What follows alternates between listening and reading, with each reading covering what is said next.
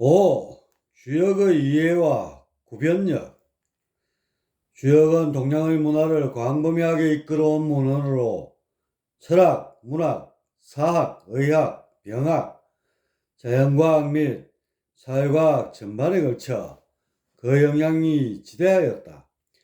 실로 사고전세에서 말한 역의 도는 광대하여 포용하지 않는 것이 없다라는 표현에 걸맞다 하겠다. 주역은 역경과 역전으로 구성되어 있고 그중 역경은 달리 본경이라고도 한다.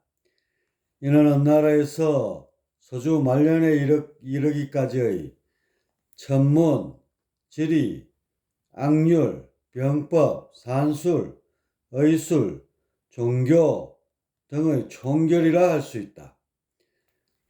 주역의 작자에 대해서는 사성의 합자라 하는데 복희가 팔괘를 그리고 문왕이 괴사를 작하고 주공이 효사를 저술하고 여기에 공자가 역전을 덧붙여 이루어지게 됐다고 전해온다.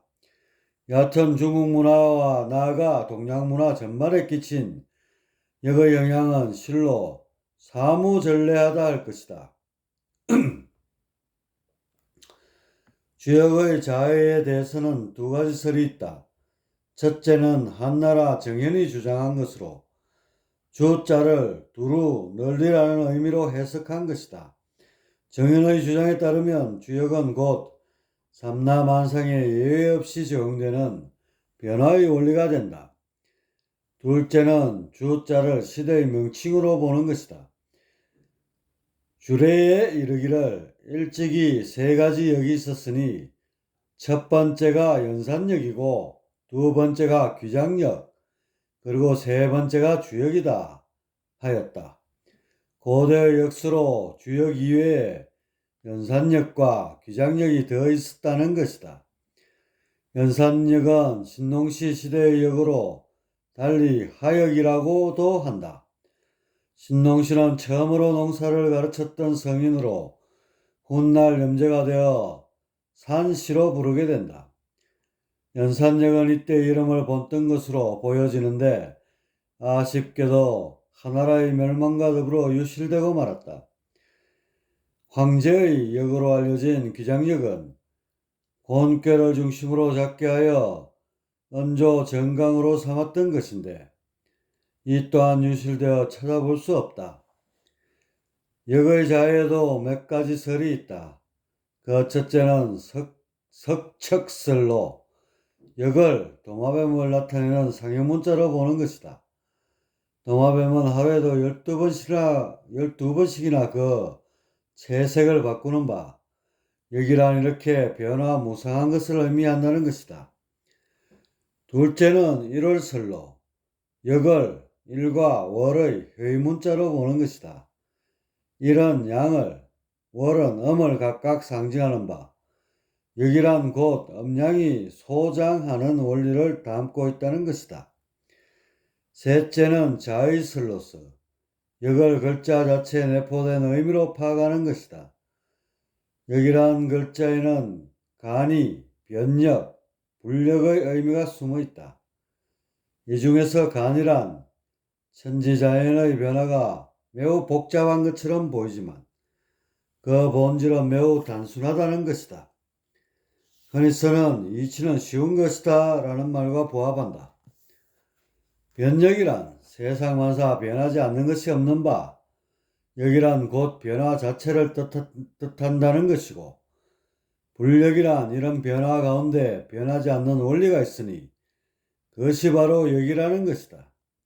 이렇게 역의 자의에 내포된 세 가지 의미를 종합해보면 복잡한 변화 속에 변하지 않는 원리를 찾아내어 쉽게 그 변화를 파악한다는 의미가 된다. 변역 속에 불력을 찾아내어 간역한다는 것이다. 그렇다면 쉬워야 하는 역이 공자가 위편삼절하도록 어려운 까닭은 무엇인가?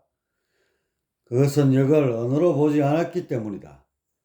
점술이나 방술을 비롯한 신비적 대상으로 다루기에 모호해질 수밖에 없는 것이다. 계상을 푸는 방식도 문제이다. 64개를 상으로 본다면 마땅히 8개의 조합으로 인식해야 한다. 하지만 각자의 효에 초효, 2효, 3효, 4효, 5효, 상효라는 이름을 붙이고 이들 6개의 효가 결합하여 64개를 이룬 것으로 본다. 해석의 방법은 더욱 가관이다.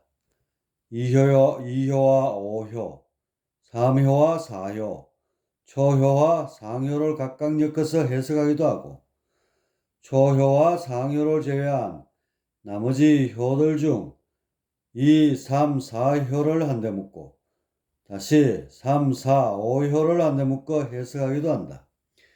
이외에도 여러가지 방법이 절비하나 이는 64개가 상을 하는 사실을 망각한 데에 따른 어쩔 수 없는 결과이다. 마땅히 6효의 결합이 아닌 상하에 위치한 8개의 조합으로 봐야 한다.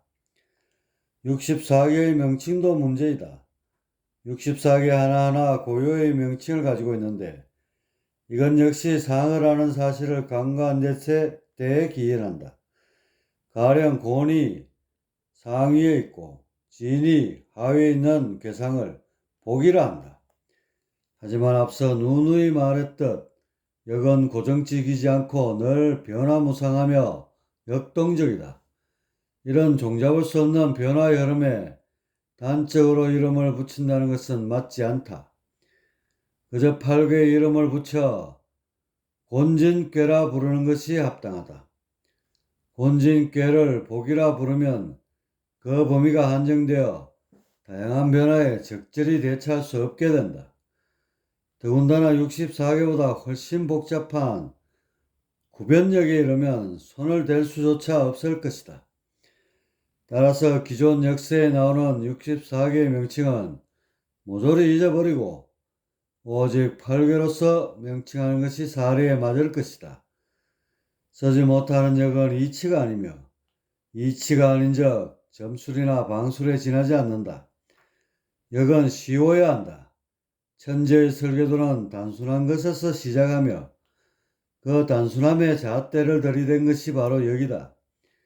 머지않아 우리의 후손들이 초등학교 과정에서 구구단을 익히듯 역을 배우는 시절이 도래할 것을 기대해 본다.